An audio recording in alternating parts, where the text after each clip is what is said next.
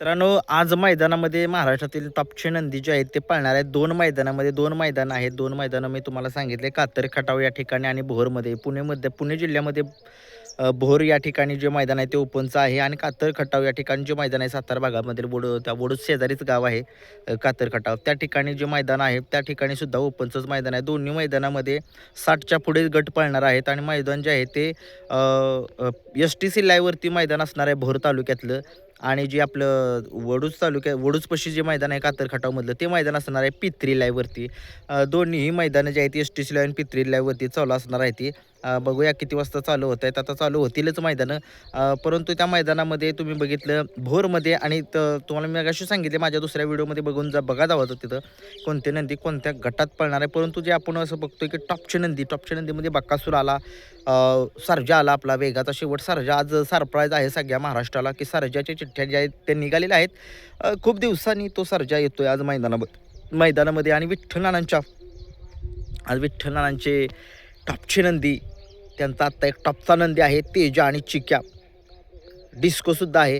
हे आज तिन्ही नंदी आपल्याला पळताना दिसणार आहेत कातर खटावच्या मैदानामध्ये.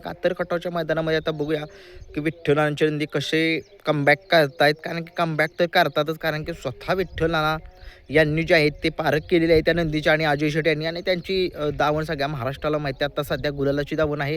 जाईल त्या मैदानामध्ये त्यांचा एक ना एक त्यांनी नंदी गुलालामध्ये राहतोय. आणि चिक्या, खास करून चिक्या जो आहे तो सगळ्या महाराष्ट्राचं लक्ष वेधत आहे. तो काय पळतोय सगळा महाराष्ट्र बघतोय. चांगल्या नंदींना पराभूत करण्याची ताकद त्याच्याकडे आहे. असा पळ दाखवतोय तो चिक्या. आणि बघूया आज विठ्ठलांचे तिन्ही नंदी आज कशा पद्धतीनं कमाल करतायत. पैरे कोण आहेत हे आपल्याला माहिती नाही आहे, परंतु आज हे 3 नंदी जे आहेत ते आपल्याला पळताना दिसतील.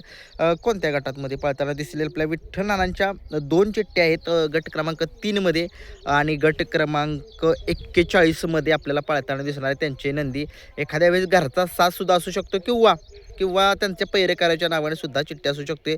आता बघूया आपण कशा पद्धतीनं त्यांचं नियोजन झालेलं आहे. आणि आता वळूयात आपण वेगाचा शेवट सर्जाकडे. तो आज खूप दिवसांनी पळतोय. त्याच्या डोळ्याला ती बेरड झाल्यापासून तो पळायला नव्हता, परंतु एकदा तो मुंबईमध्ये बिनजोड खेळण्यासाठी गेला आणि तिथं तो जिंकलेला होता. खुटारीच्या सोन्याचा पराभव त्यांनी केलेला होता. पराभव म्हणता येणार नाही, खुटारीच्या सोन्याचा पाय जो आहे तो देव दगडाला लागला, त्याच्यामुळे त्याचा पराभव जो आहे तो झालेला होता खुटारी सोन्याचा. नाहीतर तसा खुटारी सोन्यात जिंकलेला. परंतु असू द्या, शेवटी खेळ असतो, खेळामध्ये हार आणि जीत होत राहते. परंतु तुम्हाला माहितीच आहे, सगळ्या महाराष्ट्राला माहिती आहे की कशा पद्धतीनं सर्जा जो आहे तो वेगाचा शेवट सर्जा कसा कमबॅक करतो सगळ्या महाराष्ट्राला माहिती आहे. 200 फुटामध्ये जर असला तर तो चांगलाच कमबॅक करतो सगळ्या महाराष्ट्रामध्ये. आणि त्याची खांदी जी आहे ते दोन्ही खांदी पळतो. थोडासा पब्लिकला बिचकतोय थोडासा, त्याच्यामुळे थोडीशी पैराला अडचणी ते, परंतु शेवटी नाही, तो पळणारा बैल आहे, त्याला पैरे हे मिळतातच. परंतु असू द्या, आज सर्जानं कमबॅक करावा ना. सर्जानं आज गुलाल घ्यावा कातर खटावच्या मैदानामध्ये. सर्जाच्या चिठ्ठ्या कुठल्या आहेत नक्की बघूया. सर्जाच्या नावाच्या चिठ्ठ्या ज्या आहेत त्या 3 आहेत. त्या 19 गट क्रमांक 32 आणि 39 याच्यामध्ये सर्जा आपल्याला वेगाचा शेवट दिसेल.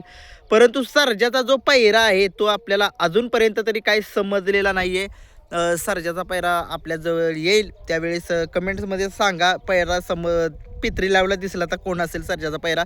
परंतु आज खूप दिवसांनी सर्जा पळतोय, खूप एक्साइटमेंटसुद्धा आहे. आणि बकासूरकडे बोलूया आता. बकासूरचा पैरा आणि चं नियोजन कसं असेल आज. बकासूरचं नियोजन हे भोर तालुक्यामध्ये आहे गट क्रमांक 3मध्ये आणि त्याच गटामध्ये बावधनकरांच्या लक्षात सुद्धा चिठ्ठी निघाली.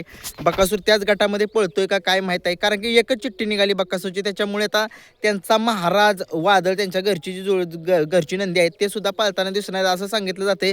परंतु शेवटी आता मैदानामध्येच तिथे गेल्यानंतर समजेल की बकासूर त्या मैदानामध्ये पळणार आहे का नाही, किंवा तो कातर खटावच्या मैदानामध्ये सुद्धा येऊ शकतो, असं सुद्धा होऊ शकतं. चिठ्ठी जर निघाली नाही, चिठ्ठी जर पैरेकरांच्या नावाने असतील तर बघूया कशा पद्धतीनं सर्जाचं नियोजन तर झालेलंच आहे, तुम्हाला माहितीच आहे. सांगा कमेंट्समध्ये. विठ्ठलांचं सुद्धा नियोजन कसं झालेलं आहे ते सुद्धा कमेंट्समध्ये सांगा. आणि आपल्या बकासूरचं नियोजन कनेर खडकरचा माणिक जो आहे तो आत्ता सध्या महाराष्ट्रामध्ये चांगला पळतो, तो त्याच्यासोबत नाव जोडलं जातं आहे त्याचं. किंवा जे मानगरकरांचं जे वादळ आहे, हिंद केसरी वादळ, ह्या दोघांच्यापैकी एक बकासूरचा पैरा असं सांगितलं जाते. किंवा धप्पासुद्धा मिळू शकतो नवीन चेहऱ्याचा. बकासूरचा पैऱ्याचा एवढा अंदाज फक्त लावू शकतो, कारण की मैदानामध्ये समजतो त्याचा पायरा कोण आहे काय आहे. परंतु असू द्या, उद्या आज जे मैदान होते त्या मैदानामध्ये सगळ्या नंदींना खूप साऱ्या शुभेच्छा. एक दिलगिरी व्यक्त करेन की जे प्रत्येक लाईव्ह लॉट जे आहेत ते काढू प्रत्येकाची मी तुम्हाला माहितीच आहे लाईव्ह लॉटमध्ये सगळ्यांची कुठल्या गटाची टिंगाळे सांगतोय. परंतु काय झालं, मला रानातली कामं असल्यामुळे मी रानात झोपायला जातो ना, तिकडं पाणी वगैरे पाजायला जायला लागतं ना, त्याच्यामुळे मला थोडंसं हे होतं, त्यामुळे समजून घ्या. धन्यवाद.